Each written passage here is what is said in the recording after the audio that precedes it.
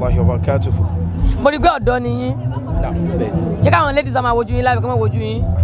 Kọ́wò. Báwo lẹ ṣe rí báwo ni ṣe dùn tó bá tẹ́ pé àwọn ladies wa program alẹ́ ni èyí tí wọ́n fi wọ aṣọ tó máa ṣí òwò ara wọn lẹ̀ wọ́n bo ara báwo lẹ ṣe fíù pẹ̀lú ìmúra àwọn obìnrin yẹn lálẹ́?